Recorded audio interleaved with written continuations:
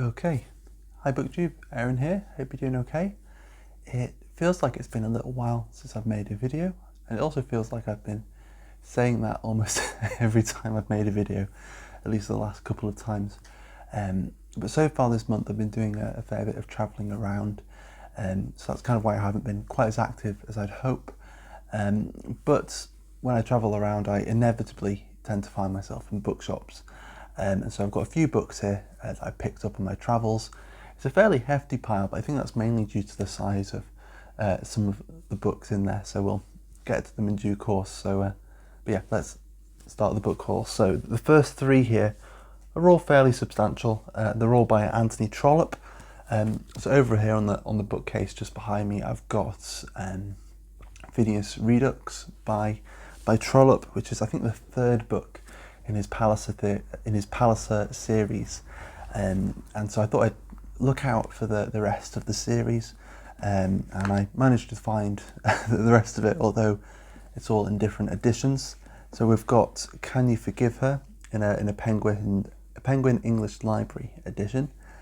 Then we've got Phineas Finn in a Oxford World Classics, the sort of slightly older one, and then a slightly more recent Oxford World Classics for the Prime Minister. So I've got all of the Palliser novels there for when I want them. It might be some kind of reading project at some point later on down the line.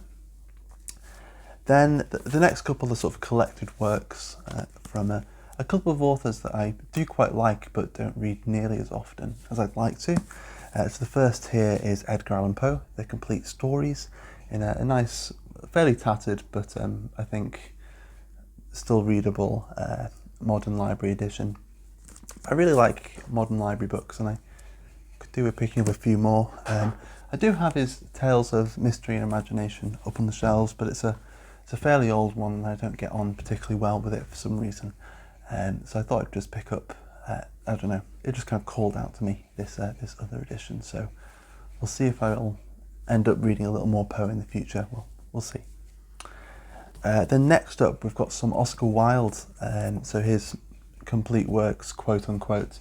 So this is the complete plays, poems, novels and stories. So not quite everything, but almost everything. And again, one of those writers I love, maybe one of the first that I really got into and really enjoyed and got me excited about reading and engaging with literature. So I've got more or less everything for when I'm in the mood for some Oscar Wilde. Then I've got a couple of poetry collections, two poets I don't know too much about, so they'll be interesting to encounter and see what they're like. First up is Czesław Miłosz, I hope I'm saying his name correctly. He was a Polish poet, and I think he won the Nobel Prize in 1980 or something like that. And I've just heard of him, his name has popped up in a couple of places. I know Seamus Heaney has written about him a fair bit and has dedicated a few poems to him. So his name kind of popped out and I had a good flick through and it looked interesting. So he's a poet to get to know at some point in the future. And then the same goes for the next one. She again, her name kind of popped out to me, although I'm not sure if I'll say it right. It's Marina Tsvetaeva and her selected poems. It says here on the back that she kind of stands out with Pasternak, with Anna Akhmatova and Mandelstam, as well as sort of one of those key voices of, I suppose, life in the sort of the Stalin years. I've heard of the other three, but haven't heard of her. So we'll see what her poetry is like. And then the last two here are both pretty big. We've got Ulysses by James Joyce. My older copy of Ulysses is beginning to fall apart a bit. I don't know if it'll cope with another reading. So here's a newer one that hopefully will survive. And I'm reading Dubliners at the moment, and so looks like gearing up for another sort of James Joyce read through. So we'll see how that goes. And then finally we've got Cervantes' Don Quixote, which I've been umming and ahhing about this a fair bit, about whether I really wanted to read it, because it is one of those books that it just seems like loads of people say it's one of those books you have to read.